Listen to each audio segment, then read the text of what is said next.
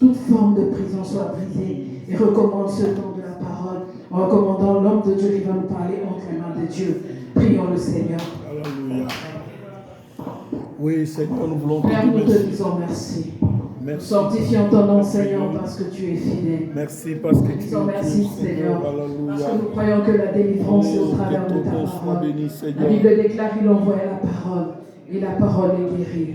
Guérit nos corps, guérit nos âmes et guérit nos Oh, esprits. yes, Au Alléluia. nom puissant de Jésus, Saint-Esprit, nous te laissons le commande de toutes choses. Alléluia. Amen, amen, amen. Amen. Nous acclamons la victoire de Dieu.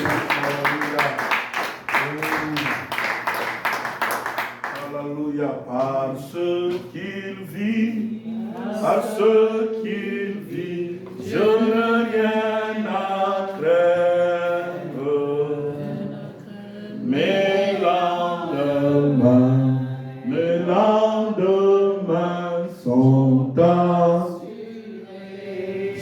assurés entre ses mains.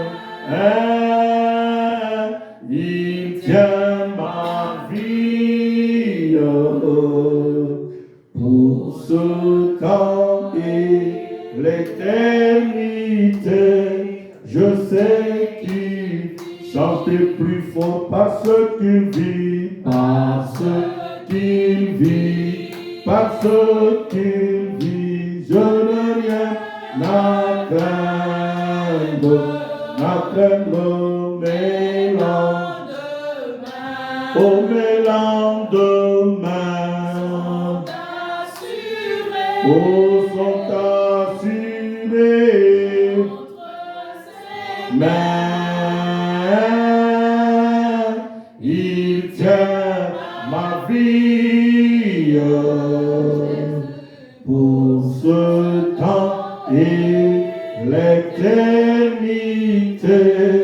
Je sais qu'il vit. Amen, amen, amen, amen, amen. On acclame très fort le Seigneur. Jésus vit pour l'éternité. Pour l'éternité, voilà pourquoi je sais qu'il vit, je dois le louer, je dois le célébrer, je dois l'exalter, je dois l'adorer. Nous disons merci à Dieu pour cette deuxième semaine de notre marathon de prière sur sortir des prisons sataniques. La semaine passée plutôt, nous avons parlé sur la définition des prisons ainsi que différentes prisons. Et cette semaine, en deuxième semaine, nous commençons sur identifier sa prison.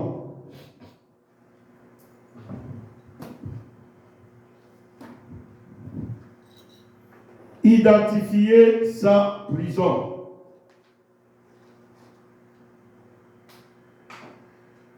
Le but que nous allons poursuivre pendant cette semaine, c'est de nous amener pas seulement à aimer, mais à pratiquer la prière. Amen. Alléluia. Amen. Pas seulement avoir à aimer, mais aussi quoi? Pratiquer la prière. Bien, mais tu ne peux pas sortir des prisons sataniques sans la prière. On les dit très bien, les prisons quoi? Sataniques. Vu que ce sont des prisons sataniques, des fois on ne les voit pas. Dites amen. Amen. On va les voir qu'à travers les œuvres. C'est là qu'on arrive à voir les prisons quoi? C'est à travers le comportement de quelqu'un que vous risquerez même d'arriver à conclure que non, cette personne est dans une prison quoi? Satanique. Mais à l'œil vu comme ça, tu ne peux pas quoi? Les voir. Ce n'est pas comme les prisons, notre prison de Bordeaux ou bien ici sur Gouin, c'est ça la prison de Bordeaux. Ouais. C'est pas comme cette prison, tu la vois. Et comme je l'avais défini, dans cette prison-là, pour entrer, il faut violer quoi? La loi. Dans la société où nous vivons ici au Québec, il y a des lois. Il ne faut pas voler. Il ne faut pas faire ceci. Il ne faut pas tuer. Il faut agresser quelqu'un. Quand tu violes ces lois, demande, ta destination c'est où? À Bordeaux. Alléluia. Donc, quand nous parlons maintenant maintenant des prisons sataniques. C'est comme pour dire des prisons spirituelles. Or, dans ce monde-là aussi, il y a quoi? Des lois. C'est à travers la violation de ces lois. Or, la majorité des lois du monde, des prisons sataniques, bien aimé, l'une des lois majeures, c'est la jalousie. Merci, papa. Jalousie, compétition. Alléluia. C'est quoi? Quelqu'un qui te jalouse, des fois, tu lui as rien quoi fait. Et à cause de ça, il te met quoi? En prison.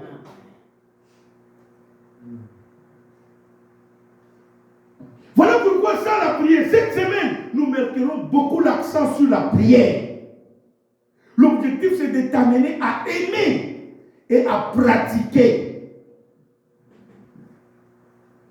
Deuxième objectif, c'est de t'amener à demeurer dans la prière et à persévérer.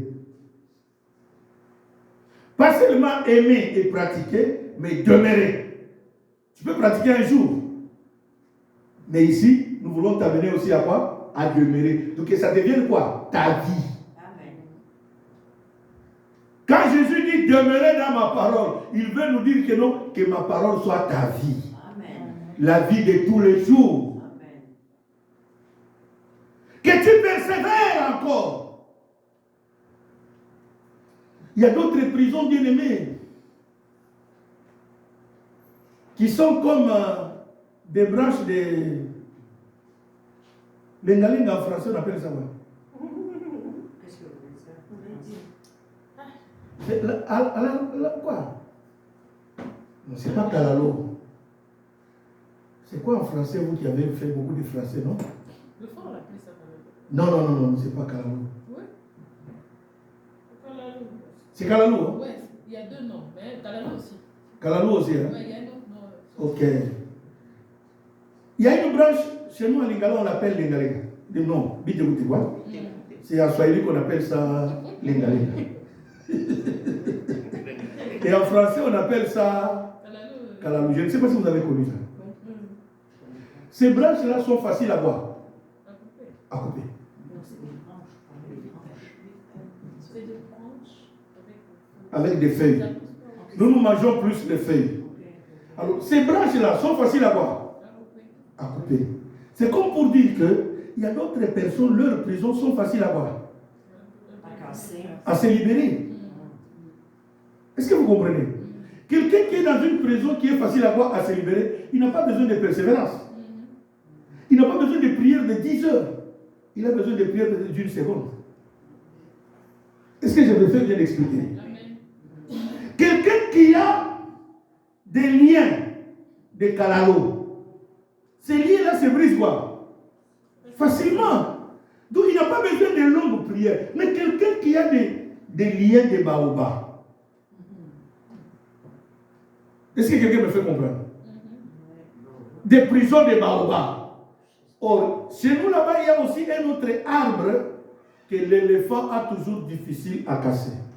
L'éléphant peut soulever toutes les arbres. Mais il y a un autre arbre que l'éléphant a difficile à soulever. C'est quel arbre? Qui peut se rappeler de ça? Hein? Il y a le baobab, c'est gros, oui. Mais il y en a d'autres, c'est un petit arbre comme ça, mais quel éléphant difficile. C'est trop dur. Voilà. En français maintenant. Alléluia. Donc, il y a des affaires, il y a des choses, des prisons qui les liens.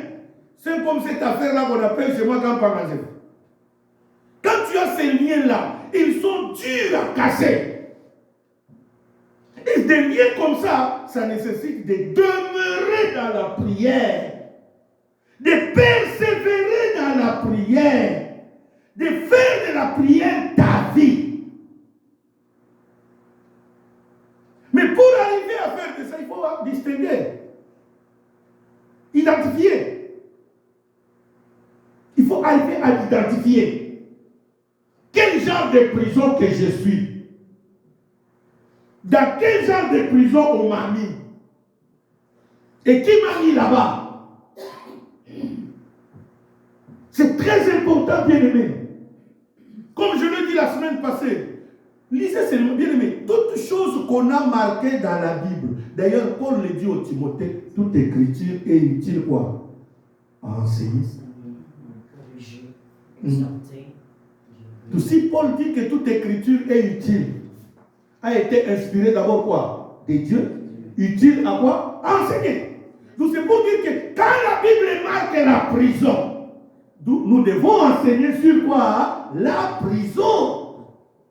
Parce que les gens disent non, nous sommes chrétiens. Bien aimés, c'est ça l'ignorance. Quand la Bible dit mon peuple est détruit, parce qu'il lui manque quoi? La connaissance. Les prisons spirituelles, bien aimées, impossible de fois de le voir. C'est à travers les gestes, c'est à travers le comportement qu'on arrive à découvrir que cette personne est dans telle prison. Cette personne est dans telle prison. Je suivis une femme, pasteur en train de prêcher, ça m'a édifié beaucoup. Et il conseillait nos sœurs. Pourquoi? Parce qu'il y a une maladie qui est entrée dans nos sœurs, surtout nos jeunes sœurs. Elles cherchent le mariage, mais elles mettent trop de conditions. Oubliant que l'âge fait quoi? Et cette pasteur a dit des choses qui m'ont beaucoup édifié. Il dit, laisse-moi vous dire la vérité. Aujourd'hui, nous devons nous dire quoi? La vérité, pour que vous sachiez, n'arrivez pas demain à dire que non, c'est mon oncle qui m'a ensorcelé, qui m'a condamné, voilà pourquoi je suis dans le célibat. Non, ce n'est pas ton oncle ou ta tante. C'est toi-même qui es le sorcier de quoi? Hein? De ta vie. Parce que la Bible dit, soyez transformés par le renouvellement de quoi? De l'intelligence. Il dit dans les choses de Dieu, quand Dieu a créé l'homme, il dit l'homme même à 90 ans, il peut faire des enfants. Et ce qui est drôle, c'est quoi? L'homme à 90 ans, il peut se marier avec une petite fille de 20 ans. Et il en cherche quoi? Des enfants. Or, toi la femme, d'abord Dieu t'a condamné. Scientifiquement parlant, à 45 ans, tu as la ménopause. D'où la science aussi t'ajoute des problèmes là-dessus. En disant que à 40 ans, quand une femme se marie à 40 ans pour la première fois dans sa vie, c'est un miracle. Parce que pour avoir des enfants à 40 ans, c'est tout un problème. Hein? Quand tu te maries. Aujourd'hui, avec la science commence à condamner les femmes à partir de 35 ans. À cause de tout ce que nous mangeons, tout ce que nous buvons, tout ce que nous voyons, la science a détruit le corps humain de la femme à tel point que à 35 ans, dès que tu dépasses 35 ans, la femme commence à avoir la difficulté de faire quoi? Des enfants. Or, hier, les femmes accouchaient même à 49 ans, même à 45 ans, à 48 ans. Mais aujourd'hui, ce n'est pas le cas avec la science. Alors, il dit à nos sœurs, il dit, arrêtez de faire d'abord des bêtises. Parce que quand tu prends les pilules déjà à 20 ans, ce que tu oublies, c'est quoi? C'est que les pilules font dans ton corps. Les pilules détruisent quoi? Ton organisme est productif. Et tu vas arriver à un âge, tu commences à chercher les enfants. Les enfants ne viennent pas. Ça, c'est un. Or, toi, tu prends les pilules, mais tu pratiques le sexe. Tout ça pour que tu n'arrives pas quoi? À concevoir. Mais quand tu en auras quoi? Besoin, tu vas oublier que j'avais consommé quoi? Et les pilules ont détruit quoi? Mon système productif. Il dit pas seulement ça. Vous avez des caprices. Quand un homme vient, vous le regardez. Il a quoi? Est-ce qu'il a une voiture? Est-ce qu'il s'habille bien? Est-ce qu'il a l'argent? Ce n'est pas l'argent ou la voiture qui t'épouse, c'est la personne qui t'épouse. Et tu vas jouer avec ta vie, tu vas te retrouver jusqu'à 40 ans, tu n'es jamais quoi? Or, à 40 ans, 45 ans, quand tu te maries, nous ici à l'église, c'est un miracle. On doit célébrer le Seigneur. Mais on attend le deuxième miracle, c'est que tu aies quoi? Est-ce que tu vas voir, tu auras besoin des enfants? C'est ça ce qui détruit maintenant. Tu oublies que tu t'es mis dans une prison toi-même. Ce sont des prisons dans lesquelles l'homme s'est mis quoi? Lui-même. Et quand on t'invite à la prière, tu commences à chercher des versets pour te consoler.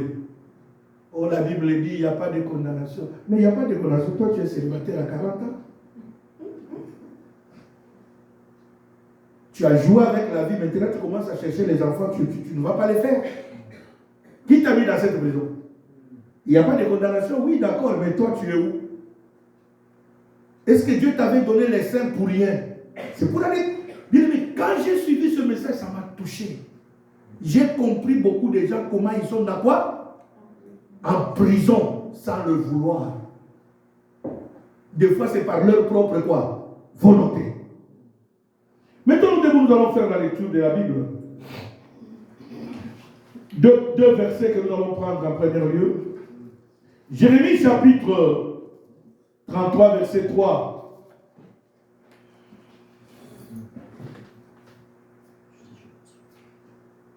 Sœur José, tu peux me lire ça? Oui, Jérémie 33. Et Bénédicte, tu me prépares Jérémie 29, 11 à 14. Jérémie 33, verset 3, je lis au nom du Seigneur. Amen. Invoque-moi et je te répondrai. Je t'annoncerai de grandes choses, des choses cachées que tu ne connais pas. Parole du Seigneur. Jérémie 29, verset 11 à 14. Sœur Isabelle, tu me prépares Acte 5, 17 à 20. Je lis au nom du Seigneur. Quand je connais les projets que j'ai formés. Augmente un peu de volume dans ta voix, ma fille. Quand je connais les projets que j'ai formés sur vous, dit l'Éternel, projets de paix et non de malheur, afin de vous donner un avenir et de l'espérance. Vous m'invoquerez et vous partirez, vous me prierez et je vous exaucerai. Vous me chercherez et vous me trouverez, si vous me cherchez de tout votre cœur. Je me laisserai trouver par vous, dit l'Éternel, et je ramènerai vos captifs, je vous rassemblerai de toutes les nations et de tous les cieux où je vous ai chassés, dit l'Éternel, et je vous ramènerai dans les lieux d'où je vous ai fait aller en captivité. Parole du Seigneur. Acte 5, verset 17 à 20. Je lis la parole avec respect et considération. Amen. Cependant, le souverain sacrificateur et tous ceux qui étaient avec lui, savoir le parti des Sadducéens, merci, se levèrent remplis de jalousie, mirent les mains sur les apôtres et les jetèrent dans la prison publique. Mais un ange du Seigneur, ayant ouvert pendant la nuit les portes de la prison, les fit sortir et leur dit: Allez, tenez-vous dans le temple et annoncez au peuple toutes les paroles de cette vie. Parole de l'Éternel. Amen. On acclame très fort le Seigneur. Veuillez vous asseoir, veuillez vous asseoir. Nous sommes en train cet après-midi de parler sur identifier en cette deuxième semaine. Identifier ta prison. Quel type de prison tu es? Le texte que nous venons de lire, comme je le disais dans mon introduction, dans l'objectif que nous allons poursuivre, vous amener d'aimer et de pratiquer la prière, de demeurer et de persévérer dans la prière. Pourquoi? Parce que c'est la prière qui va te permettre à identifier ta prison. Tu n'aimes pas prier, mais comment tu vas identifier la prison? Alléluia. Tu n'aimes pas prier. Comment tu vas quoi identifier? C'est par la prière. À travers la prière, Dieu va se servir du Saint-Esprit pour te montrer même la prison. Amen. Voilà pourquoi dans Jérémie chapitre 33, Dieu dit: invoque-moi, je te répondrai. Je t'annoncerai quoi? Des grandes choses, des choses que tu ne connais pas. Ma soeur, mon frère, tu ne connais pas la prison dans laquelle on t'a enfermé. Tu ne connais pas la prison, tu es seulement en train de subir les conséquences. Telle histoire ne marche pas dans ma vie. Là où les autres réussissent facilement, toi tu ne réussis pas. Des fois, bien aimé, C'est quand nous faisons les déclarations d'impôts qu'on se rend compte que tu as gagné combien. Et tu te poses la question, comment mon compte est zéro? Alléluia. C'est quand tu fais les déclarations d'impôts que tu as dit, quoi? C'est ce montant que j'ai gagné par année. Mais tu regardes ton compte et quoi? Zéro. D'ailleurs, moins. C'est anormal. Et tu te poses la question, pourquoi tout cela? Voilà pourquoi la Bible dit, invoque-moi. C'est Dieu qui dit. Ce n'est pas une personne, c'est Dieu qui parle par la bouche de Jérémie. Vu les situations que tu es en train de vivre, il va plus loin au chapitre 29, il dit, je connais les projets que j'ai formés sur vous. Projet de bonheur, et non quoi? Et il ajoute, vous me prierez, vous partirez. Et moi, Dieu, je vous exaucerai. Il continue, vous me chercherez et vous me trouverez. Il ajoute, si vous me cherchez de tout votre cœur. Comment cherches-tu Dieu? Bien-aimé, c'est très important quand nous vous disons de prier. Ici, la prière nous sert comme un outil de recherche. Vous voyez, quand vous allez chez le médecin, il ne peut pas te prescrire des médicaments s'il n'a pas fait des examens de recherche. On doit t'amener à l'hôpital. Il doit te faire une ordonnance, tu vas à l'hôpital, tu prends rendez-vous. On commence à te prescrire, on te prend les urines, on te prend des fois le sel, on te prend le sang, on prend même la salive. Tout ça, c'est pour faire quoi? La recherche. Afin de découvrir quel type de maladie que tu as. En d'autres termes, quel type de prison de maladie tu es. Et avec ça, Dieu veut faire quelque chose dans ta vie. Parce qu'on ne peut pas te prescrire un médicament sans pour autant faire des recherches et chercher à comprendre quel genre de maladie que tu as. Est-ce que ta maladie est héréditaire? Ou bien ta maladie, c'est suite à ce que tu manges? Amen. Alléluia. Amen. Qu'est-ce que le médecin cherche? Il va faire des examens pour arriver à comprendre ta maladie. Quelle est même l'origine? Est-ce qu'elle vient de ce que tu manges? Si ça vient de ce que tu manges, tu entendras le médecin te dire, arrête de manger ceci, arrête de manger cela, malgré qu'il te prescrit le médicament, mais il va insister sur la nourriture que tu manges. Si c'est héréditaire, il va chercher aussi à comprendre, à te poser des fois des questions. Est-ce que dans ta famille, y a-t-il quelqu'un qui a souffert de cette maladie? Si même le médecin bien-aimé, qui n'est pas des fois chrétien, arrive à comprendre que la maladie que tu as, il te pose la question, si dans ta famille, y a-t-il pas quelqu'un qui souffre de cela? Pourquoi toi-même, là où tu es, tu ne peux jamais te poser la question? Voilà pourquoi Paul dit, soyez transformés par quoi? Le renouvellement de quoi? Hein? De l'intelligence. Parce que le renouvellement, tu dois me poser la question. Comment je n'arrive pas à exceller dans les affaires? Est-ce que dans ma famille, y a-t-il quelqu'un qui a excellé dans les affaires? Tu regardes du côté paternel, tu regardes du côté quoi? Maternel. Alléluia. Tu te poses des questions. Nous sommes appelés, bien-aimés, à nous remettre des fois en cause. Et c'est ça le malheur de nous chrétiens. Nous ne nous remettons jamais quoi? Nous croyons que ça va venir. Ça ne viendra jamais. Quand Dieu dit invoque-moi, c'est pour dire que si tu ne m'invoques pas, je ne vais pas te répondre. C'est lui qui dit. Il dit dans Jérémie, invoque-moi, je ferai quoi? Je te répondrai. Donc la réponse est destinée à qui? À celui qui invoque. C'est comme Jésus l'a dit dans Matthieu, demandez, l'on fera quoi? L'on vous donnera. Cherchez, vous trouverez. Et frappez. Il dit, on ouvre à celui qui fait quoi? Qui frappe. Mais quand on te dit frappe, on va t'ouvrir. Tu ne veux pas frapper. Tu veux quelqu'un qui vienne frapper à ta place. Bien-aimé, beaucoup de gens aujourd'hui sont dans des prisons qui ne savent pas expliquer.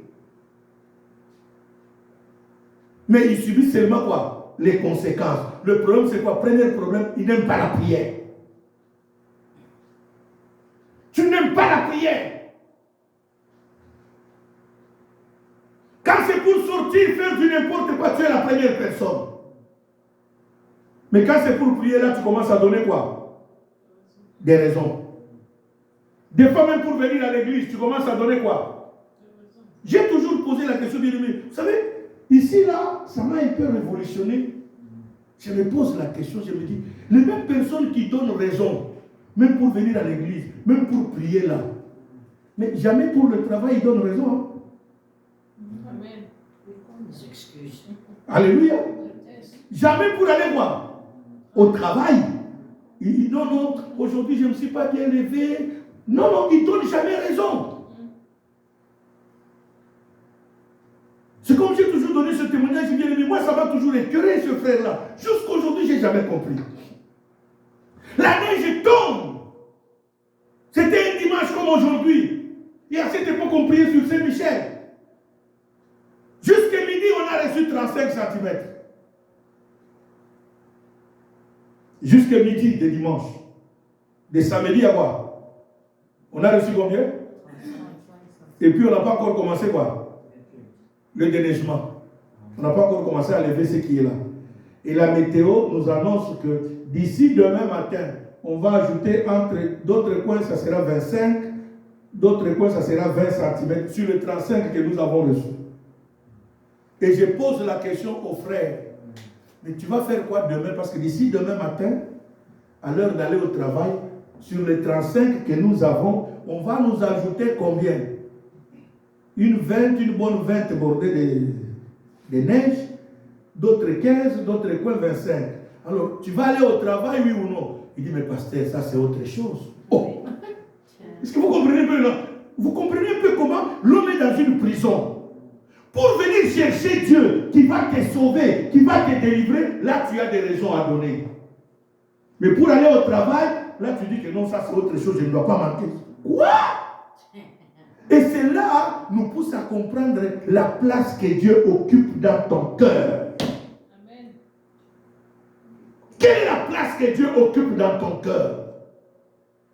Est-ce qu'il a la première place ou bien il a la dernière quoi? Hein? Place.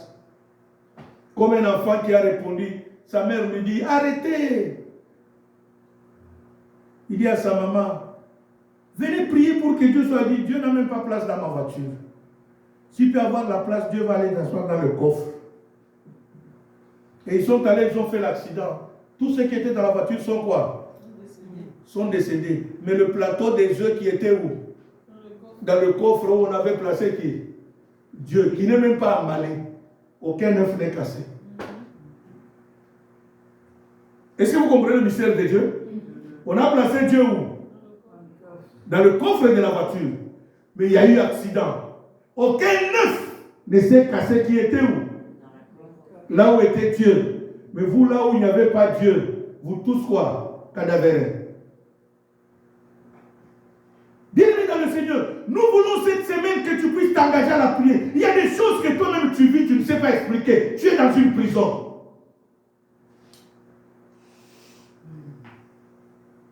Un prisonnier est enfermé dans une petite cellule de 4 murs. Alléluia. Et puis en Israël, quand on enfermait les prisonniers, il y avait des types de prisons. Il y en a d'autres, on les attachait les chaînes aux pieds, les chaînes aux mains, le cep au cou. Le cep, pour que vous compreniez ça très bien, c'est le bois qu'on attache après le bœuf pour permettre à labourer quoi? Le champ.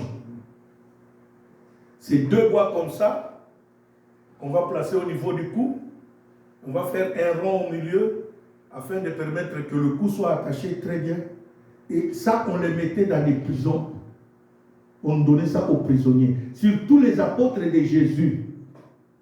La majorité des temps, quand vous lisez les actes des apôtres 5 que nous avons lus, écoutez, la Bible dit, on les a mis où? En prison. Je vous ai dit, la plus grande des prisons spirituelles, l'origine, c'est la jalousie. On les a mis là-bas. Ce n'est pas qu'ils ont violé la loi du monde. En d'autres termes, où ils ont violé une femme, ou tué, ou volé, ou quoi. Non, non. C'est parce qu'ils prêchaient le nom de Jésus. Et on les a arrêtés. On les a mis où? Mais grâce à la prière, leur attachement à Dieu, Dieu a envoyé un ange qui les a fait sortir de la prison sans ouvrir la prison. Et le matin, quand vous continuez le texte qu'on nous a lu dans Actes là, la Bible dit que le Sanhédrin a envoyé des gens.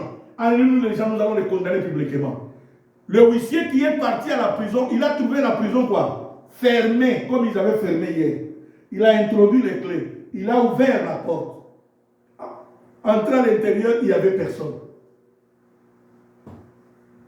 Il est allé faire rapport. Pendant qu'il s'est posé la question, où sont partis les prisonniers? Qui les a? Les gardes étaient devant, les gardes disent, la personne a ouvert la porte. Et quelqu'un est venu leur annoncer, mais vous cherchez qui? Mais ils sont là-bas dans l'église en train de prêcher la parole de Dieu. Alléluia. Ils sont où? Pourquoi? L'ange de Dieu les a libérés. C'est la puissance de la prière. C'est pour cela dans Acte 12, verset 5, la Bible dit, Pierre était attaché dans la prison. La prison de Pierre aussi était grave. Écoutez bien aimé. Comme on savait que Dieu envoyait toujours les anges pour libérer quoi? Les prisonniers. C'est comme ça, du temps de Pierre, la prison de Pierre était catastrophique. Ça poussait Pierre à ne même pas prier. Pourquoi? Dans la prison, on avait jeté Pierre. C'est la même prison qu'on avait arrêté l'apôtre Jacques, et c'est là qu'on l'a tué. Et Pierre s'est dit, si Jacques, qui était le pasteur de l'église primitive, Dieu ne l'a pas quoi? Sauvé. C'est seulement moi. Pierre a dormi. Pourquoi? Parce que son cas était catastrophique. La Bible dit, on a arrêté Pierre au milieu de 4 escouades, de 4 soldats chacune. Est-ce que vous comprenez un peu ça? 4 fois 4, ça fait combien? 16 personnes. Alors comprenez les 16 personnes. Il y a 16 personnes qui sont entrées avec Pierre en prison, qui n'ont rien fait. Eux, ils sont partis pour garder qui? Et comment on les a attachés? 4 personnes au bras droit, 4 personnes à la jambe droite. 4 personnes au bras gauche, 4 personnes à la jambe droite. Cela veut dire, on m'attache moi ici, on attache maman Wivine, on attache maman Wivine de maman Mado, maman Mado de la sœur José de la sœur qui? Isabelle. Du côté droit, 4 personnes. Ici, jambe droite, 4 personnes. Là-bas, 4. Tout ça pourquoi? Pour que Pierre ne fuit pas la prison. Est-ce que vous comprenez?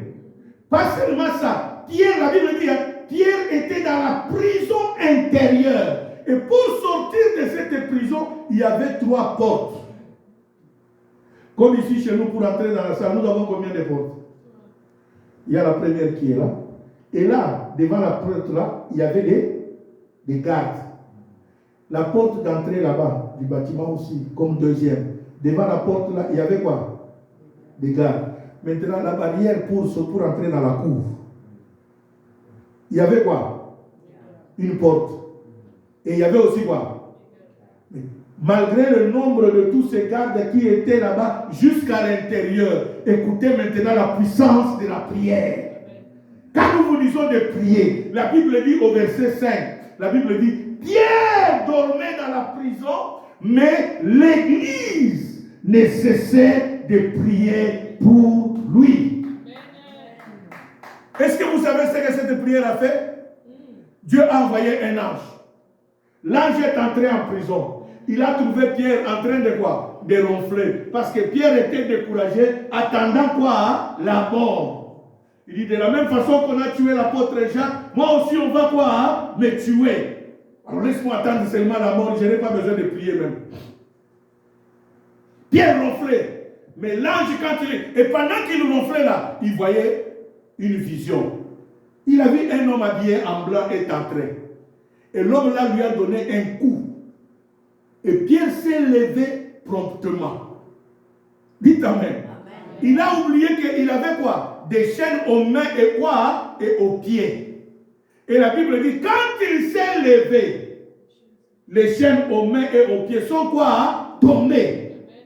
Quand les chaînes sont tombées, l'ange a dit à Pierre, porte ton manteau, mets ta ceinture, porte tes sandales et suis-moi. Pierre voyait ça dans le rêve. Or, ce qu'il voyait là n'était pas un rêve, mais c'était quoi? Une réalité. Et là, je lui ai dit, suis-moi. La Bible dit, ils arrivent à la première porte. Cette porte s'est ouverte d'elle-même. Quand ils sont sortis, la porte s'est refermée. Les geôliers étaient là. Ils arrivent à la deuxième porte. Il y avait aussi des geôliers. La porte s'est ouverte quoi? D'elle-même. Les geôliers étaient là. Et après le passage de l'ange et de Pierre, la porte s'est quoi? Refermée. Ils arrivent à la grande porte, la troisième. La Bible dit, ils sont passés de la même façon. La porte s'est ouverte, elle s'est refermée d'elle-même. Bien aimé, écoutez, la Bible dit, Pierre dit, nous nous sommes retrouvés dans la rue. Après quoi, je me suis rendu compte que l'ange a disparu. Quand l'ange a disparu, Pierre a regardé que ce n'était plus un rêve, c'était quoi? Une réalité. Il a regardé, oh, il s'est rendu compte que Dieu a envoyé quoi? Un ange pour le libérer de la prison. Pour vous dire que ça venait de Dieu, l'ange ne lui a pas conduit chez lui à la maison. Il pouvait fuir aller où? Chez lui. Mais la Bible dit, l'ange lui a conduit chez Marie, où étaient réunis tous les disciples en train de quoi? De prier. Et quand il est arrivé, il a frappé. La personne qui a ouvert l'a entendu bien la voix de Pierre. Il a annoncé, là-bas, bien aimé, j'entends Pierre. Aïe! Ouais, des fois quand vous priez, vous-même, vous êtes dans la prison, hein, vous oubliez aussi que Dieu peut exaucer quoi? Des fois vous priez, vous ne savez pas que la prière que tu fais là, Dieu est capable d'exaucer. Même dans la Bible, ça s'est fait. Hein? Les gens qui priaient que Dieu libère quoi? Pierre. Quand on leur a dit que Pierre est dans la porte, il dit, hey, Dieu nous a envoyé seulement un ange pour nous informer qu'on vient de tuer qui? Or, c'était la vérité. Il dit non, Pierre n'est pas mort, Pierre est là. Il dit, non, c'est Dieu qui a envoyé son ange pour nous informer qu'on l'a tué. Donc, ils commencent à mettre en doute quoi? Leur propre prière. Mais quand ils ont ouvert, c'était Pierre qui est rentré. Ils ont compris que Dieu a exaucé quoi? Bien-aimé, tu dois aimer la prière. Tu dois persévérer dans la prière. C'est à travers la prière. Lisez-moi Jean chapitre 9, verset 1 à 3. Jean chapitre 9, verset 1 à 3. Jean chapitre 9, verset 1 à 3. Je lis au nom du Seigneur. Amen. Jésus vit en passant un homme aveugle de naissance. Ses disciples lui firent cette question. Rabbi, qui a péché, cet homme ou ses parents, pour qu'il soit né aveugle? Jésus répondit, ce n'est pas que lui ou ses parents aient péché, mais c'est afin que les œuvres de Dieu soient manifestées en lui. Parole du Seigneur. Amen. Est-ce qu'on peut acclamer très fort? Pourquoi tu es appelé à prier? Pour que Dieu puisse te révéler l'origine de ta situation. La Bible dit que ce garçon était né quoi? Aveugle de naissance. Moi, je viens de cette souche-là, pentecôtiste. Nous, on attribuait tout au péché. Dites Amen. Amen. Quand ça ne marche pas dans ta vie, c'est le péché. Quand tu es malade, quand ceci ne marche pas, nous, c'est comme ça. Mais c'est avec le temps. C'est pour cela que Dieu est bon. On a commencé à comprendre, non. D'autres choses, ce n'est pas seulement le péché. C'est comme ça que les disciples ont posé la question à Jésus. Dis-nous, qui a péché? Son père, sa mère ou ses aïeux? Parce qu'il est écrit, Dieu punit l'iniquité des pères sur les enfants, à la première jusqu'à la quatrième quoi? Hein? Peut-être quelqu'un dans sa famille a péché, c'est comme ça qu'il est né quoi? Jésus dit, mais ce n'est pas que ni son père, sa mère ou ses aïeux ont quoi? C'est pour que les œuvres de l'Éternel. Bien aimé, quand tu vas prier, Dieu va te dire même comment sortir de ta prison. Pas seulement il va te montrer l'origine de ta prison, il va te dire aussi comment quoi. Pourquoi il a permis que cela arrive dans ta vie? Est-ce que ça vient des mains des hommes ou ça vient de Dieu?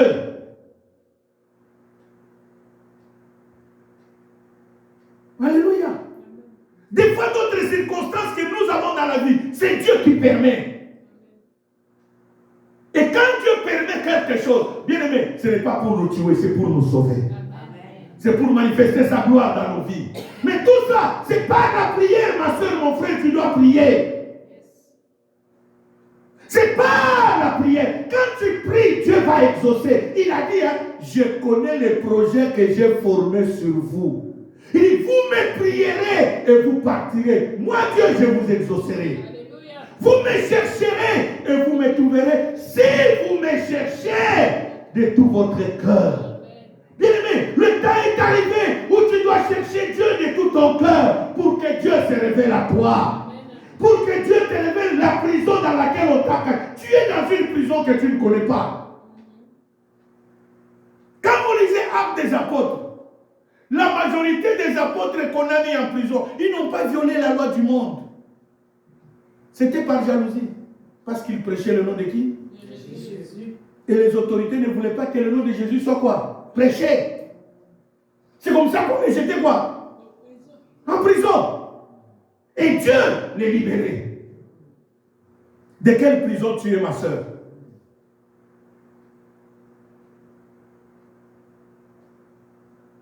Des fois, tu es dans une prison par jalousie. Parce que tu as un grand cœur.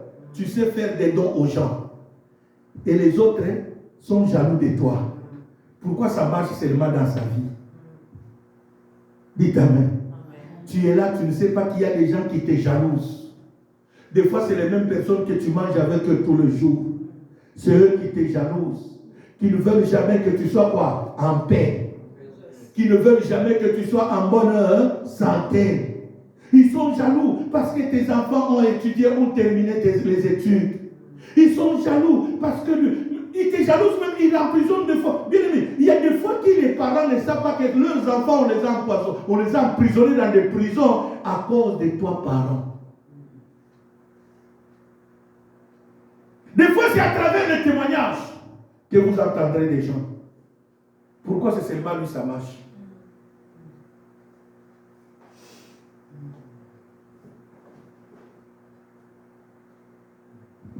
Je me rappelle une fois, j'étais encore au Congo. Je reviens du voyage. Le couple m'appelle. Il me dit, Kabea, tu dois beaucoup prier. Hein? Je dis, maman, qu'est-ce qu'il y a?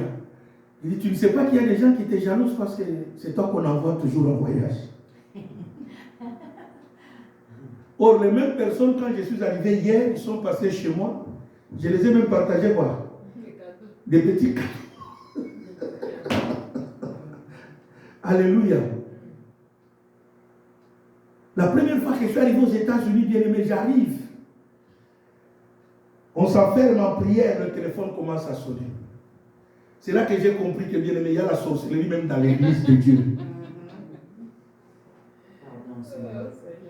On arrive à North Carolina. Un frère est venu nous voir. Il dit, papa, vous avez fait bien de ne pas répondre au téléphone quand on vous appelait, vous êtes à New York là. Parce que les mêmes personnes qui vous appelaient là au téléphone là sont des sorciers, papa. Comment? Il dit, chaque jour quand nous étions en prière, quand ils entendent que non, au mois de juillet, comme ils savent qu'il y a une délégation qui doit venir quoi? De Kinshasa. Eux, ils nous réunissaient. Et ils achetaient des fois des petits agendas comme ça, qu'ils identifiaient que c'était vos passeports. Et ils nous poussaient à prier, déchirons ces passeports pour que Kabea n'ait pas le visa. Donc pendant que moi on me refusait le visa où?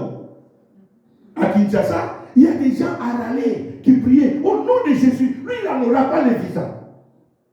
Est-ce que vous comprenez la sorcellerie? Même dans la maison quoi?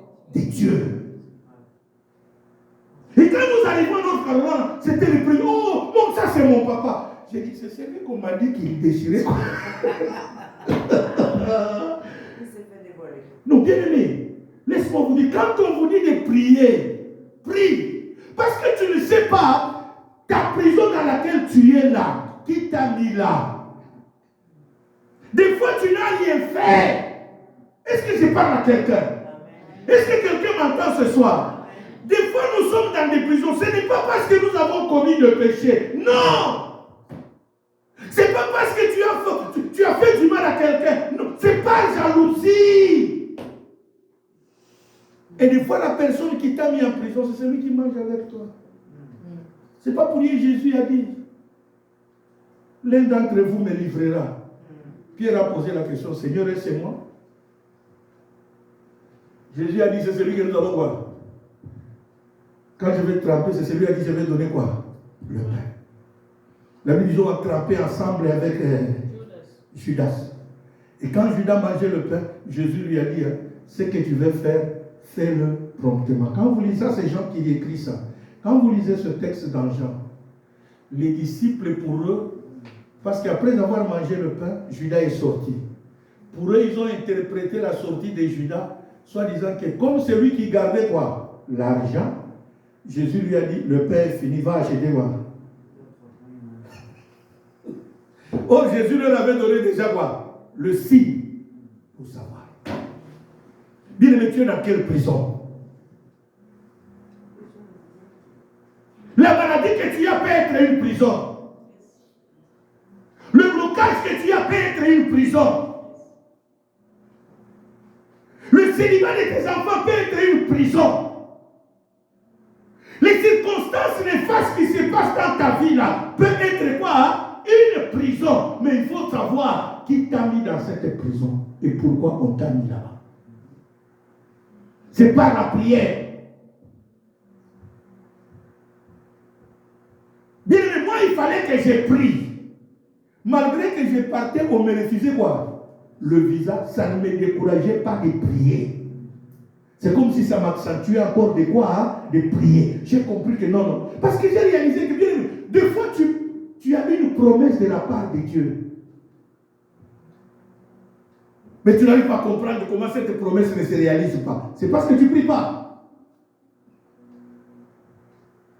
Dieu t'a fait grâce de passer dans la vie des hommes de Dieu. Tu les as côtoyés, tu les as connus. Mais ta vie est restée la même. Non, ça ne va pas. C'est une prison.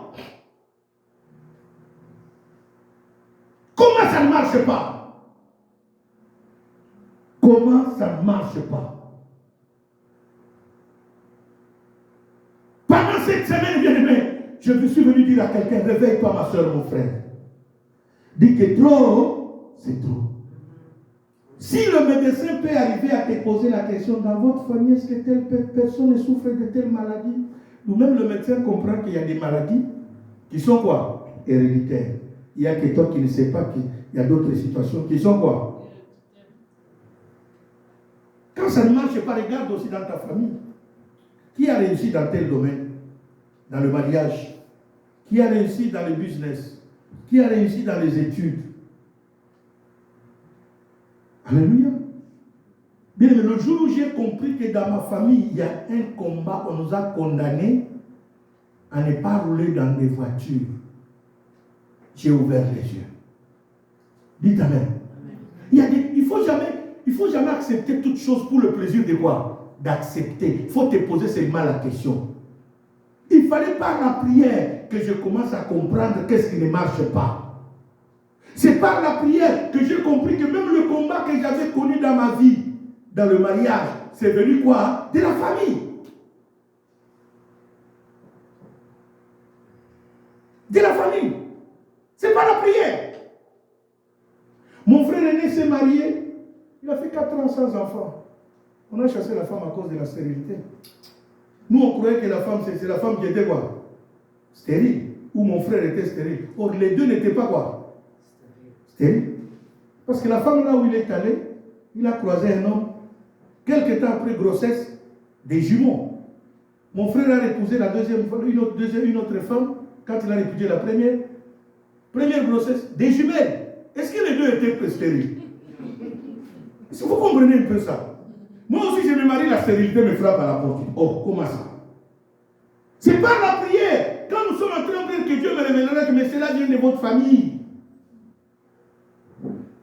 Et c'est par la prière que nous avons vécu cela. Il y a des choses bien aimées. Quand tu ne pries pas, impossible à Dieu de te révéler.